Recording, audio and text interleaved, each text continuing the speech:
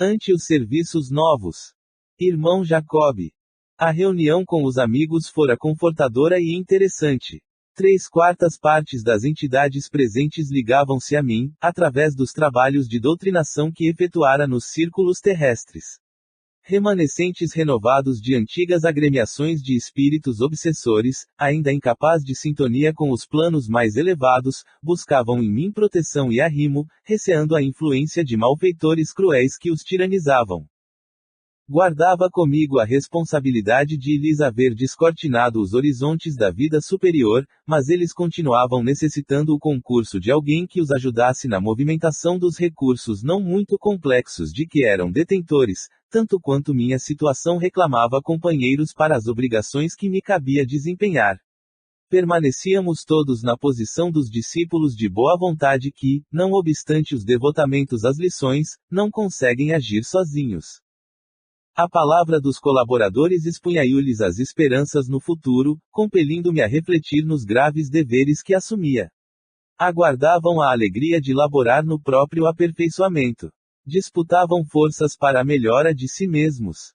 Traçavam planos de serviços, com entusiasmo confiante.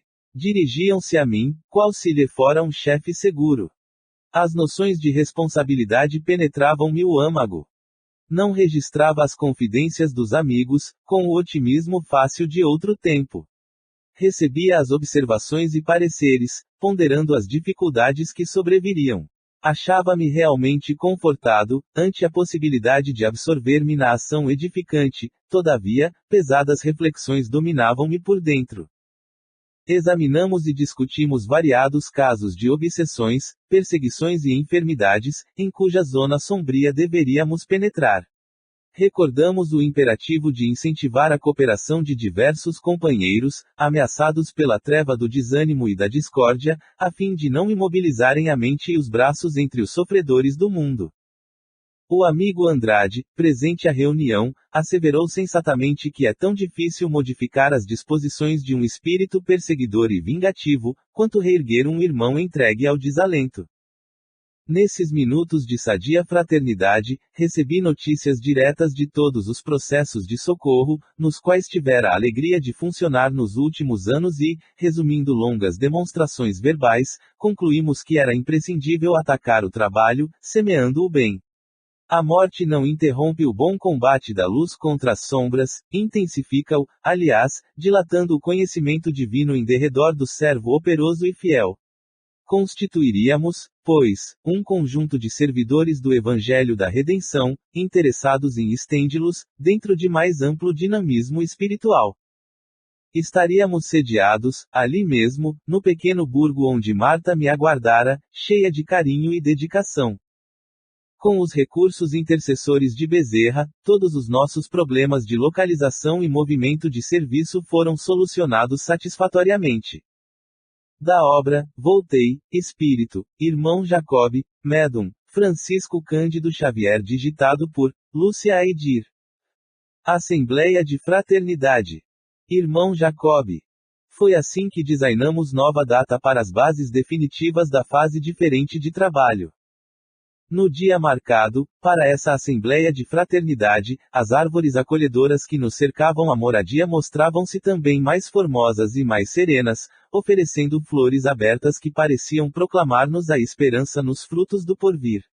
Pássaros alegres cantavam nos ramos, augurando-os sublime alegria. Desde as horas da manhã, grupos de amigos começaram a chegar. Os minutos deslizaram encantadores e de mim não saberia expressar o júbilo que me dominavam as fibras mais íntimas.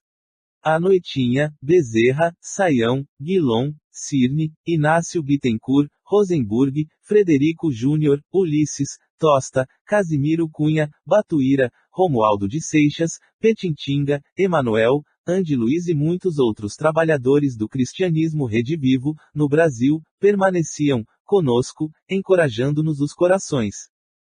Iniciados os trabalhos de comunhão fraternal, diversos orientadores presentes exortaram-nos ao ministério da ação evangélica, e Bezerra de Menezes, conduzindo a parte final, comentou a grandeza da vida que se desdobra, infinita, em todos os ângulos do universo e a divindade do trabalho edificante que nomeou por escada iluminativa sujos degraus nos conduzem até a fonte augusta da criação.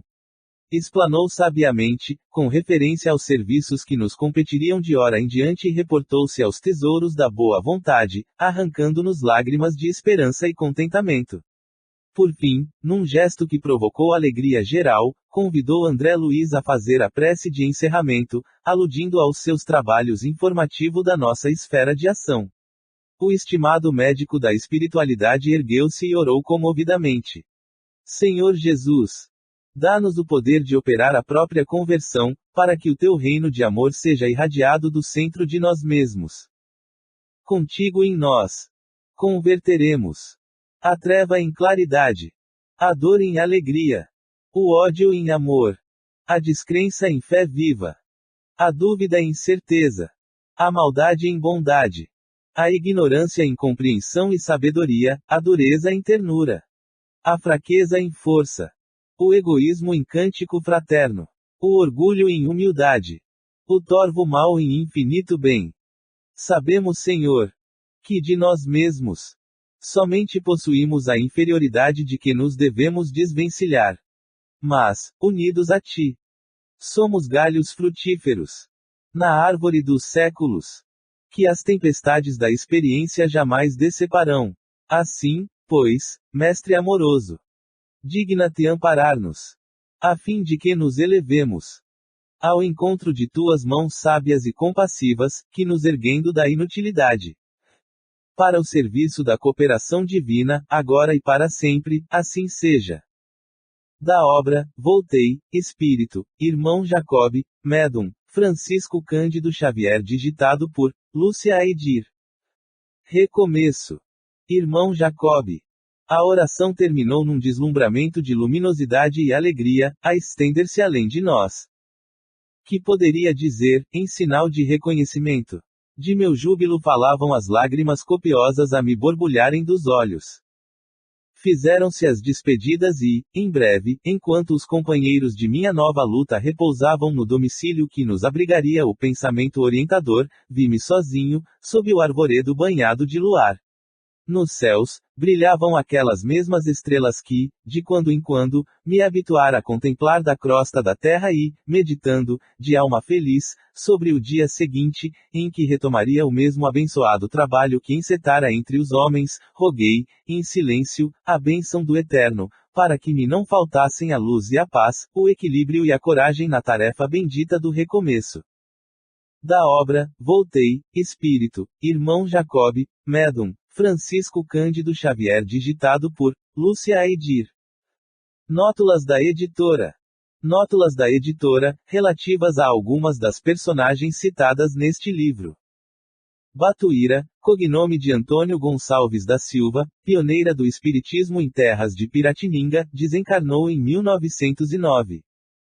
Bezerra de Menezes, Adolfo, doutor, presidente da FEB, de 1895 a 1899, desencarnou em 1900. Bittencourt Sampaio, Francisco Leite, doutor, poeta, escritor, médum receitista e membro do Grupo Confúcio, e do Grupo Ismael, desencarnou em 1895. Casimiro Cunha poeta, cego desde a idade de 16 anos, colaborava em Reformador, desencarnou em 1914. Cirne, Leopoldo, presidente da FEB, de 1900 a 1913, desencarnou em 1941. Frederico Pereira da Silva Júnior, médum do Grupo Ismael, durante 34 anos, desencarnou em 1914. Guilom Ribeiro, Luiz Olímpio, doutor, presidente da FEB em 1920 e 21 e de 1930 até a época de sua desencarnação em 1943. Inácio Bittencourt, vice-presidente da FEB, em 1915, médum receitista, desencarnou em 1943. Ornelas, Adolfo Oscar do Amaral, secretário do Reformador, médium, dramaturgo e poeta de valor, desencarnou em 1923. Petintinga, pseudônimo de José Florentino de Sena, presidente da União Espírita Baiana. Poeta ilustre, desencarnou em 1939. Romualdo Antônio de Seixas, arcebispo da Bahia, desencarnado em 1860. É um dos guias do Grupo Ismael. Rosenburg, Arthur, coronel, diretor da FEB, por muitos anos, desencarnou em 1930. Saião, Antônio Luiz, doutor, diretor do Grupo Ismael, escritor e evangelizador, desencarnou em 1903. Schutel, Cairbar, farmacêutico, abnegado espírita, escritor e jornalista, desencarnou em 1938. Spinola, Aristides, doutor, presidente da FEB, em vários anos, desencarnou em 1925. Tosta, José Machado, jornalista espírita, esforçado professor de Esperanto na FEB, desencarnou em 1929. Ulisses de Mendonça, médium do Grupo Ismael, desencarnou no estado de Mato Grosso. Vale Owen, ver. G. Vigário de Oxford, Lancashire, Inglaterra, médium que recebeu uma série de livros semelhantes aos de André Luiz. Da obra, Voltei, Espírito, Irmão Jacob, médium, Francisco Cândido Xavier, digitado por Lúcia Edir.